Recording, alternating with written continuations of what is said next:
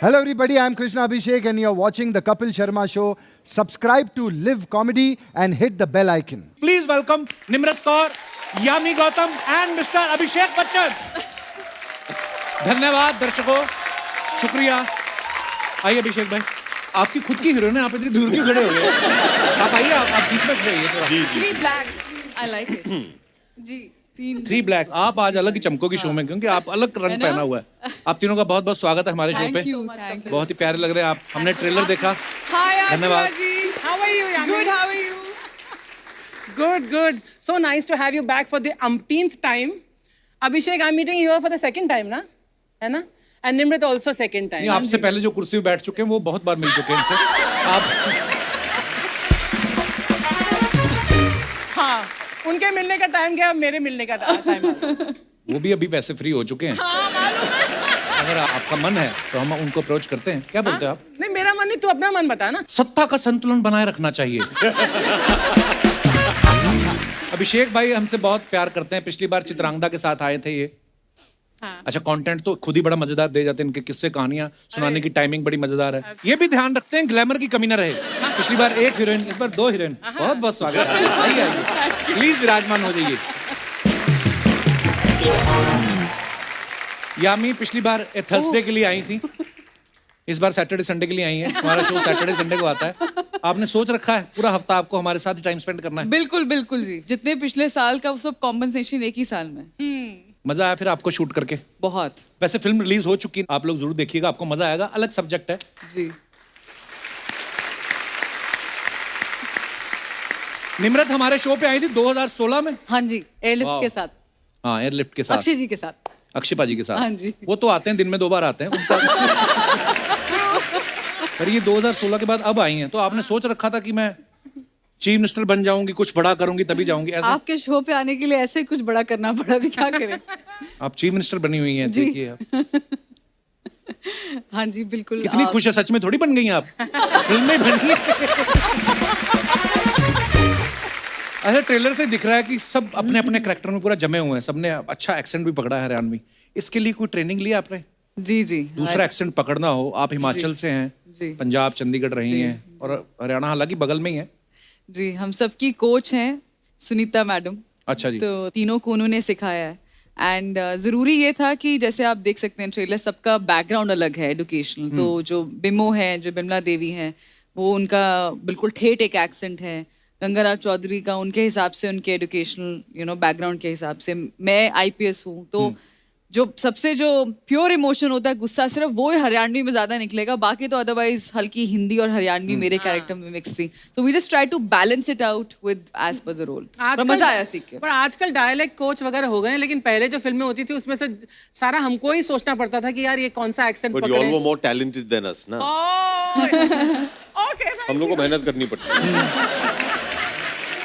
आपने अर्चना जी कभी कोई और एक्सेंट ट्राई किया अपने 50 साल के करियर में? जितना 30 साल कोई और एक्सेंट? मेरा खुद का एक्सेंट लोगों को याद नहीं है। तुम लोगों ने फेमस कराया मेरा वो ब्रिगेंजा वाला एक्सेंट। और आपने बड़ा कमाल का किया था। मैं पता वो कॉलेज ही ढूंढता रहा कि ऐसी टीचर कौन से कॉलेज में होती हैं। हमें मिला ही नहीं वो कॉलेज। मैंने बोला किसी और तरीके से था, तुम लोगों ने ओह माइंड ब्लोइंग, ऐसा मैंने कभी नहीं बोला। आपने कैसा बोला था? वो वाला करके दिखाओ। ओह माइंड ब्लोइंग।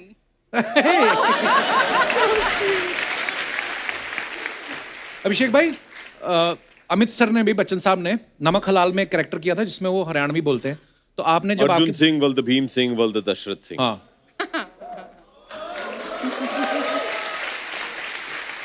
अच्छा, आप कभी पापा से स्क्रिप्ट डिस्कस करते हो कि इतना एक्सपीरियंस सुनाऊं कि आपको वो कहते माफ कीजिए हम खुद बड़े बिजी हैं, किसी और को सुनाइए, ऐसा? आप वैसे शेयर करते हैं पापा के साथ कभी स्क्रिप्ट? डिस्कस तो नहीं करते हैं, लेकिन देखिए घर पे बातचीत तो होती रहती है कि देखिए एक कहानी सुना है, अच्छी लगी मुझे, आप क्या कर रहे हो, तो ऐसे बातचीत होती है। लेकिन वी डोंट लाइक कंसल्ट तो नहीं पूरा करते। नरेशन नहीं, अपना अपना देखो। जी आपको अच्छी लगती तो करो, है ना? उन्होंने हमेशा ये एक छूट दी है कि भैया जो भी गलतियां करनी है खुद करो, मैं क्यों तुम्हें गाइड करूं। पता चले बाद में बोले कि पापा आपने बोला था कि पिक्चर करो। अच्छा, एक्चुअली किसी को सलाह नहीं देनी चाहिए, मैंने देखा है। अर्चना जी, वाकई ये बंदा फंस जाता है। सही बोल रहे हैं। जब तू मेरी तरफ देखकर बोलता ना ये किसी को सलाह नहीं देनी चाहिए, अब मैं सोचू कोई पंच आएगा, मेरे ऊपर आएगा, कोई ताना आएगा, नहीं था। Excuse me, Miss Braganza, you know, sometimes you have to be serious in your life. Every time comedy doesn't work. Miss Braganza, Rahul, I love you. Kapil पाजी, लगता है कि आप भी 10वीं की ट्रेनिंग ले रहे हैं पास करने की। अंग्रेजी आपकी काफी सुधर गई है। या मैं ना अभिषेक भाई अंग्रेजों के साथ बड़ी अच्छी इंग्लिश बोल लेता हूँ। अच्छा। वो ना गलतियां नहीं निकालते कि ये प्रेजेंट इंडेफिनिट टेंस है या फलाना। वो मेन बात समझते हैं। भाव समझते हैं, Emotion. इमोशन समझते हाँ, हैं, correct. इमोशन समझते ये दिनेश तो मेरा दोस्त जो गिटार पे ना, रेड गिटार पे, ये तो और भी ज्यादा मतलब इंग्लिश इसकी क्या ही बात है। एक बार पता नहीं इसको कोई अमृतसर में हमारे गोरे घूमने आते रहते हैं ना, टूरिज्म काफी अच्छा है, तो इसने बोला कि यार बड़े अच्छे लग रहे, दोनों के साथ फोटो खिंचवानी है। इसने फोटो खिंचवा ली, तो इसकी ठीक नहीं आई, तो इसको बोलना ना आया कि अनदर फोटो, कहता सेकंड फोटो।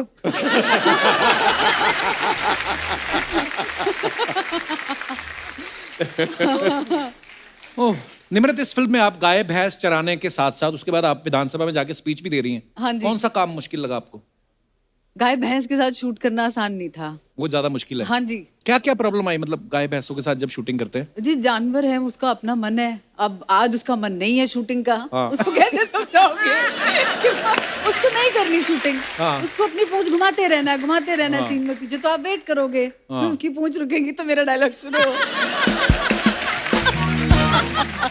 आई स्वेयर, ये हाल थे। और लाइट जा रही है, बारिश हो रही है, ये सच बात है। और हम लोग पीछे जो है पूंछ उसकी रुकने के वेट कर रहे हैं कि तो इतना शॉट लेके कोई नीचे से पूंछ पकड़ लेता है। टेक्निकल चीजें भी होती सर हैं। फिर और प्रॉब्लम्स आ सकती है ना ऊपर से। अच्छा हाँ। पर मैंने देखा है एक्चुअली एनिमल्स के साथ वो अपनी मर्जी के मालिक होते हैं। जैसे अभी हम लोग हिमाचल में ट्रैवल कर रहे थे, एक बड़ा सांड बैठा हुआ था सड़क पे, तो हम हॉर्न मारे 3 4 5वें हॉर्न पे उसने देखा करता इधर से निकल जाओ, मैं नहीं उठने वाला। सही है। अच्छा यामी, आप इस फिल्म में पहले तो जेलर का रोल निभा रही हैं। अच्छा, सामने 6.5 फुट का बंदा, वो भी पॉलिटिशियन, वो भी कैदी बन गया, और सामने जेलर देखो आप, काजू कतली जैसी। आप बड़ी प्यारी लग रही हैं। आप ऑब्वियसली एक्टर तो बहुत कमाल की हैं। Thank you. वो मुझे एक बात जाननी है, ये असली जेल में शूट किया आपने? जी जी। मैंने एक किस्सा सुना है, आप बता सकते हैं कि सही कि नहीं। मैंने सुना है कि जिस दिन आप लोग शूटिंग करने गए पहले दिन, उस दिन 2 कैदी रिहा हो रहे थे। जब उन्होंने देखा आप जेलर हैं तो वो वापस आ गए। हैं? ये वाकई हुआ है? वाकई हुआ। मैं एक और चीज बता दूं कि इनके 10 दिन पहले मैं शूटिंग कर रहा था वहां। अच्छा। वहां से कोई वापस नहीं आया, वो सब बाहर निकल रहे थे। जिस दिन यामी आई, 2 वापस आ गए। नहीं भाई साहब कहाँ जाएंगे, अभी वापस ही चलते हैं, अभी बाहर जाके अभी आदत नहीं। मैंने कहा ये सही है भाई। सीरियस, मैंने भी सुनी ये बात। तो उनको बोला गया कि आपकी सजा पूरी हो रही है, कहते नहीं सर रख लो, कहते पूरी हो चुकी तो आपका कत्ल कर दें, कहते नहीं ऐसा मैंने सुना है। पर रियल कैदी भी देखे होंगे आपने वहाँ जी पे? जी बिल्कुल, वो वहीं रहते थे। और जेल तो वहीं रहेंगे, आपको क्या लगता है? exactly. शाम को होटल में चेक इन करते हैं। वहीं रहते थे। हाँ मतलब वैसे बात करना अलाउड नहीं था, ना ही हमने उनके साथ शूटिंग की है। पर अगर कोई बैकग्राउंड में अगर कोई आपको दिख जाए तो मतलब we can't really ask them to move. हम लोग करीबन 1 महीना वहां शूट किए थे। अच्छा। आगरा सेंट्रल जेल में। और ये एक एक्चुअल सेंट्रल जेल है। तो पहला दिन जब हम लोग शूटिंग शुरू करने जा रहे थे, तो पूरी यूनिट को लगा था कि एकदम खूनखार डॉक्टर डैंग मोगैम्बो टाइप्स होंगे वहां। लेकिन बहुत ही साधारण किस्म के, विनम्रता से सब लोग नमस्ते। तो 2-3 दिन के बाद आदत सी पड़ गई थी कि हाँ भैया ये सब हमारे बंदी लोग हैं, अभी चलो बातचीत होती रहती थी। तो हम भी शॉट के बीच में वो लोग देख रहे होते थे, अच्छा ऐसे होती है शूटिंग ये वो। तो एक दिन एक ऐसे बैठे थे, तो मैं जरा एक्टर ना इंक्विजिटिव, अच्छा नमस्ते, कैसे हैं, कितने टाइम से हैं? भैया अभी हमें कुछ 20 साल हो गए हैं। 20 साल हो गए हैं। तो 20 साल से हाँ निर्दोष तो होंगे आप? हाँ भैया हम तो निर्दोष। हर कोई वहां निर्दोष है। हर कोई। तो फिर बातचीत होती रहती, फिर ये एक फ्रेंडशिप सा हो जाता है। तो भैया लेकिन किस वजह से आए? नहीं भैया वो क्या है कि हम क्रिकेट खेल रहे थे, तो उसने मुझे आउट कर दिया, तो मैंने निकाल के उसको मार दिया। तो आपने फिर उनकी बॉल खेली? नहीं मेरा ये था। हाँ क्या रेडी? हाँ, एक और थे, अच्छा, वो आके हमेशा, वो उनको बड़ी दिलचस्पी थी शूटिंग देखने की। तो एक दिन वो आए, हमारे असिस्टेंट हैं विनोद, तो विनोद को आके बोले कि भैया जी को बोलो कि हमें भी काम पे रख ले, हम घर पे काम कर लेंगे। तो विनोद ने उनसे पूछा कि भैया आप किस वजह से हैं? चोरी की वजह से।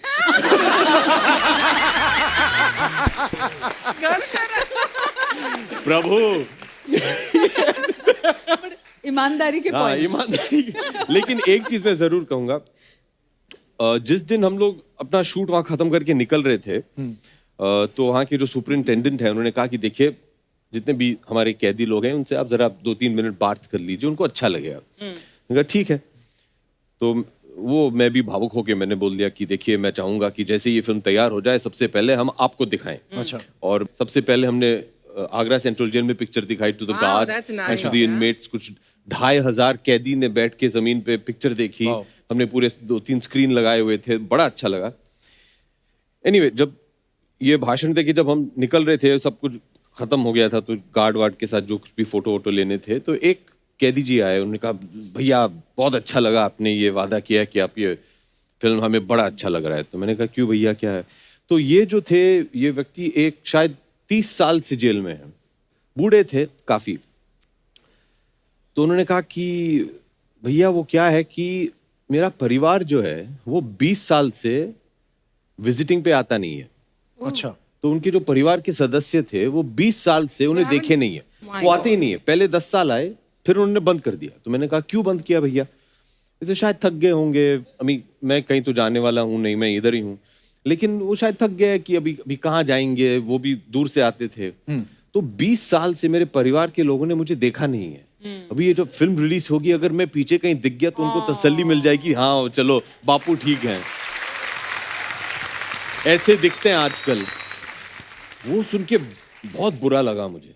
हम सब ऐसे ही काफी यामी के साथ भी ऐसा कुछ हुआ था। Tell them the story about the, वही that was the best part. Phones नहीं, कोई कैमरास नहीं, सिर्फ एक ऐसे नोटबुक आती थी कभी कभी यू नो ऑटोग्राफ के लिए। तो मेरा पैकअप हुआ और मुझे बोला कि मैम किसी को ऑटोग्राफ चाहिए। मैंने कहा हाँ श्योर। तो उन्होंने एक रजिस्टर आया मेरे सामने, तो उसमें एक फ़ोटो लगा हुआ था जो है अंदर उनकी वाइफ और उनकी बेटी का। मैंने पिक्चर देखा, मैंने कहा अच्छा। उन्होंने मुझे मैसेज आया था कि बेटी के लिए प्लीज़ कुछ लिखिएगा, उनके लिए आप ऑटोग्राफ साइन कीजिए। मैंने कहा ठीक है। तो मैं ऐसे रजिस्टर देखने लगी, मैंने कहा ये क्या है, इतना काफ़ी नोट्स बने हुए थे उसमें। तो उन्होंने अपनी बेटी के लिए, शी मस्ट बी अराउंड 12-13 साल की होंगी, तो उन्होंने प्लान बनाया हुआ था कि जब मैं निकलूंगा तो ये अपनी बेटी को दूंगा। उन्होंने कम से कम 15-20 करियर ऑप्शंस लिखे हुए थे कि अगर IAS बनना है तो मेरी बेटी को 12th में इतने मार्क्स चाहिए, उसके बाद ये परस्यू करना है, ये कट ऑफ है, बैंकर बनना है तो ये, आर्मी में जाना है तो ये, IAS बनना है, IPS बनना, मतलब इतने करियर ऑप्शंस और एक एक डिटेल लिखी हुई थी जो मतलब शायद इंटरनेट पे आपको घंटों बैठने के बाद भी इतनी यू नो रिसर्च करनी पड़ती है। And he done everything for his daughter. तो मैं अगले दिन मिली उनसे, मैंने कहा मैंने साइन की और आप बताएंगे मतलब आप कैसे कहते नहीं मैम मैंने कुछ नहीं किया, और ये अपनी बेटी के लिए ज़रूर, मैं जो भी वक्त मुझे यहाँ मिलता है मैं पूरा अपना बेटी के लिए यहाँ स्पेंड करता हूँ, लाइब्रेरी में बैठ के वहाँ पर जो इन्फॉर्मेशन होता है अपनी, जो वो बनना चाहती है मैं चाहता हूँ बने। और जस्ट बिकॉज मैं यहाँ पर हूँ कुछ भी उसको रोके नहीं, उसकी यू नो कोई अड़चन ना बने उसके काम के लिए। अच्छा, ये एक तो इनकी किस्से कहानियां सुन के एक चीज बड़ी सीखने वाली है कि कभी कभी हम लोग ना क्रोध में आके, या कोई भी क्राइम हो, वो चाहे चोरी चकारी किसी ने करी हो उस वजह से जेल में है, वो होता 1-2 पल का ही है, शायद 1-2-3-4 सेकंड मैक्सिमम, है ना। अगर उस समय आपने संयम रख लिया, कंट्रोल कर लिया, तो इन सब चीज़ों से बच भी सकते हैं, क्योंकि आप तो चले गए, उसके पीछे परिवार का क्या हाल होता है। और ये एक्चुअली इमोशनल किस्से भी हैं, सो हम लोग थोड़े अपने लेवल वाली बातें करते हैं। जब इस फिल्म में चौधरी साहब को जेल हो जाती है तो बीवी को बना देते हैं CM। उसके बाद बीवी के मन में आ जाता है लालच कि अब तो मैं कुर्सी छोड़ूंगी नहीं। अरे ये कहानी आपको सुनी सुनी सी नहीं लग रही?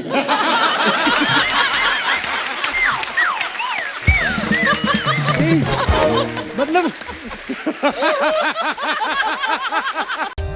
For more updates, subscribe to our channel, click the show links and enjoy watching the videos.